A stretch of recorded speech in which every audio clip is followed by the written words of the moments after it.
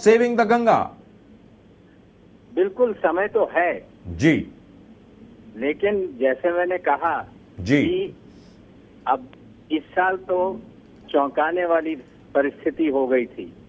जी हमारे जो winter season है जी उसमें बिल्कुल बर्फ नहीं गिरी, बहुत कम बर्फ गिरी, ना के बराबर। जी और इसका मतलब ये हुआ कि जब गर्मियों का समय आया जी तो बर्फ थी नहीं पिघलने के लिए। जी और जहाँ की हमारे भागीरथी के तो आंकड़े मेरे दिमाग में हैं जी बताएं। कि जब मई और जून में उसमें 150-200 क्यूमेक पानी होता है जी तो उस समय तो आधे से कम था।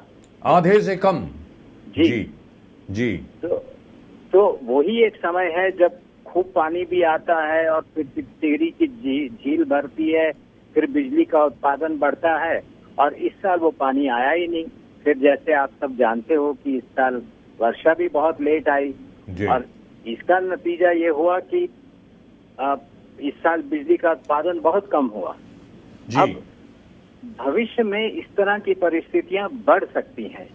इसका मतलब है कि हमको इन नदियों के जलागमों में प्रयास करने होंगे कि वर्षा का पानी जब गिरे उसको रोका जाए। इसको रोकने के लिए उपाय हैं।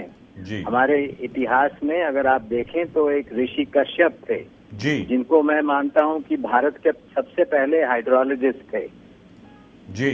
और उन्होंने कहा था कि पानी और जंगल का बड़ा घना रिश्ता है जी। जंगल के अंदर पानी इकट्ठा किया जाए जी। ये काम आजकल हम लोग वैज्ञानिक लोग स्प्रिंग सेंचुरी के नाम से करते हैं। राइट। तो जहां हम वृक्षारोपण करते हैं वहीं पर जल तलाइयां खोदी जाती हैं जिसको आप अंग्रेजी में ट्रेंचेस कहते हो। right. और उसमें पानी इकट्ठा होता है जी। वो जल फिर धीरे धीरे रिज कर हमारे स्रोतों में आता है, स्रोतों से रिज कर नीचे भूजल में जाता है और भूजल से कई बार नदियों में जाता है जी। तो ये सब प्रयास करने होंगे जिससे कि हमारे नदियों का जल स्तर बढ़े। सारा वर्षा का पानी एक ही समय न बह जाए लेकिन साल भर बहता रहे जी। जी दुरुस्त बात है।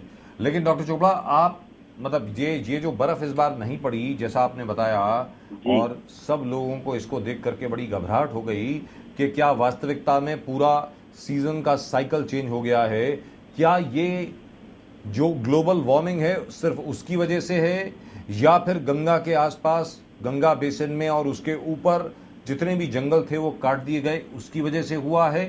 किस चीज की वजह से हुआ है ये वो बताएं सर। ये कहना बड़ा कठिन होता है एक साल के अनुभव के आधार पर कि ये ग्लोबल वार्मिंग का नतीजा है। राइट। पर जो हम ग्लोबल वार्मिंग के बारे में जो हम वैज्ञानिक पेपर वगैरह पढ़ रहे हैं उनसे ये पता लगता है कि इस तरह की संभावनाएं बढ़ेंगी जी। तो ये एक चेतावनी है नंबर एक। नंबर 2, ये सिर्फ जंगल कटने की समस्या नहीं है जी। लेकिन जो जिस तरह से देखिए जंगल जो कटे हैं तराई में बहुत कटे हैं जी। आज से 50 साल पहले कटे होंगे जी। लेकिन अब क्या होता है कि दिल्ली से जब प्रदूषण होता है जी, मुजफ्फरनगर, दिल्ली, देहरादून, इस सब का प्रदूषित मटेरियल जो है जी, ये सब ऊपर जाके हिमालय में बैठ जाता है। राइट। और ये जो छोटे छोटे कण होते हैं जैसे कार्बन के कण होते हैं That's right. तो वो जब वहां जाकर बैठते हैं तो हर जगह पर पिघलने का अगर बर्फ होगी तो जल्दी से पिघल जाएगी जी। और लोग हमको बता रहे हैं, इस साल मेरे साथी वहां गए हैं पहाड़ों में उच्चतम चोटियों के आसपास और वहां लोगों ने बताया है कि ये बर्फ अगर गिरी भी तो फटाफट पिघल गई। That's right. अब आप देखें कि इस साल मैं केदारनाथ गया देखने के लिए परिस्थिति अपनी आंखों से जी। और मैं एक दिन की यात्रा में मैंने ये नोट किया कि लगभग 80 बार हेलीकॉप्टर ने चक्कर लगाए ऊपर नीचे। अब आप जानते हो कि हेलीकॉप्टर भी तेल फूंकता है। That's right. जब तेल फूंकता है तो उसका जो एग्जॉस्ट होता है जिसमें कार्बन के कण होते हैं वो कहाँ जाते हैं? That's right. वो उन्हीं चोटियों पे गिरते हैं और दूर से दिखाई देता है कि ये बर्फ मैली है। That's right. तो इसकी वजह से जो भी परत होगी वो ज्यादा देर टिकेगी नहीं, फटाफट पिघलेगी और फिर हम या कोसेंगे या रोएंगे। यानी जो पिछले 50 बरस से या 60 बरस से जो प्रदूषण हमने फैलाया है उसका अंजाम आज हमारे सामने है जी। और इसको और जो हम अभी भी फैला रहे हैं और बिल्कुल इन चोटियों के ऊपर फैला रहे हैं। That's right.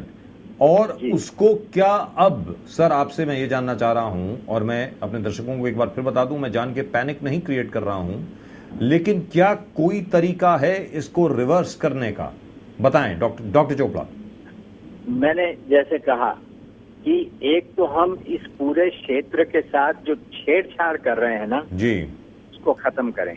इसका पहला कदम पिछले साल हमारी सरकार ने, उत्तराखंड की सरकार ने उठाया, जबकि उन्होंने ये कह दिया कि 150 लोग से ज्यादा गौमुख एक दिन में नहीं जाएंगे जी, ठीक। और शायद उन्होंने ये भी कह दिया कि इतने 20 खच्चरों से ज्यादा भी कोई नहीं जाएंगे जी। तो ये पहला कदम है कि उस क्षेत्र में इतनी भीड़ ना जाए जी। दूसरी बात, ये जितने भी जो ये हेलीकॉप्टर फ्लाइट्स वगैरह हैं ये सब बंद कर देने चाहिए जी।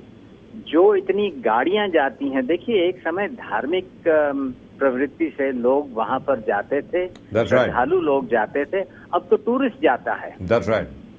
तो टूरिस्ट अगर जाए तो उसको एक स्तर पे रोक देना चाहिए, भाई आपको जाना है तो आप पैदल जाइए ऊपर जी। एब्सोल्युटली। और उसके साथ साथ कुछ तो ये तो प्रिवेंटिव मेजर्स हुए, फिर जो मैं कहता हूँ पॉजिटिव मेजर्स करने हैं कि हम स्प्रिंग सैंक्चुरीज तैयार करें, जगह जगह पर जहां भी पानी बरसता है उसको रोकें ताकि वो धीरे धीरे रीच कर अपने नदी में जाए जी। So obviously it's a long hard road ahead. This is nothing very simple. ये कोई simple चीज नहीं है. This is going to take a lot of time and a lot of patience. But we are not talking about something unusual. Right. हमारे राज्य में सच्चिदानंद भारती एक अध्यापक हैं जी, इंटर कॉलेज में जी। उन्होंने एक सूखे रौले को जीवित किया 15-20 साल के प्रयास के बाद। फैंटास्टिक। वो जीवित हो गया है जी। और उन्होंने यही किया कि वृक्ष लगाए और फिर जगह जगह पर जल तलाइयां बनाई और एक पहाड़ के ऊपर 1500 जल तलाइयां बनाने के बाद उनका प्रयास बहुत सफल हुआ है। Fantastic, absolutely fantastic. Doctor Chopra, thank you very much for talking to us. बहुत बहुत शुक्रिया आपका कि आपने हमसे बात करी। हमसे बात करने के लिए आपका बहुत बहुत धन्यवाद sir, thank you. Right, Rakesh Saxena still with us. Rakesh ji, जहां तक कानपुर का सवाल है, बहुत संक्षेप में बताएं कि आखिरकार जो कानपुर की जनता है क्या वो आपके साथ अब आई है या नहीं आई, बताएं। बिल्कुल राजीव जी, कानपुर की पूरी जनता हमारे साथ आ चुकी है। हर धर्म के, हर वर्ग के लोग हमारे साथ जुड़ चुके हैं जी। आपने देखा भी है पहले भी, और जिस तरीके का मूवमेंट 2 दिन पहले ट्रेनी एसोसिएशन की बात हो, चाहे हमारे मुसलमान भाई हो, चाहे सिख भाई हो, हर समुदाय के लोग आज गंभीर हो चुके हैं। उनके अंदर जागरूकता आ चुकी है कि हमको माता गंगा को प्रदूषण से मुक्त कराना है और उनको बचाना है। इसके लिए हर तरीके का प्रयास हम लोगों को करना है। और IIT कानपुर के साइंटिस्ट भी जिस तरीके से सपोर्ट कर रहे हैं, हम उनसे बराबर बातचीत कर रहे हैं। उनका बार बार ये कहना राजीव जी जरूर है कि भारत सरकार को खास तौर से जो भी योजनाएं लागू करते हैं, चाहे वो ट्रीटमेंट प्लांट की हो, चाहे वो ऊर्जा पैदा करने की हो, उसके बारे में सबसे पहले उनको ये सोचना चाहिए कि इसके लिए हमें किस तरीके के व्यक्ति की जरूरत है या किस तरीके का एक्सपर्ट की जरूरत है। Absolutely. Will you come out now to save the Ganga? At the moment, there's a huge chance over here. There's a huge opportunity here. Let me tell you this. For the first time, we have a prime minister who's actually listening. पहली बार ऐसे प्रधानमंत्री सामने हैं जो वास्तविकता में सुन रहे हैं। प्रधानमंत्री डॉक्टर मनमोहन सिंह सुन रहे हैं हम लोगों की बात, और प्रधानमंत्री ने मीटिंग बुलाई है 5 अक्टूबर को। मुझे लगता है कि उसके पहले जितना भी ज्यादा दबाव हम डाल सकते हैं सरकार पर, हमें डालना होगा। जितनी ज्यादा जागरूकता हम स्प्रेड कर सकते हैं वो हमें करनी होगी ताकि गंगा मैया बच सके। कीप सेंडिंग दोस एसएमएसेस।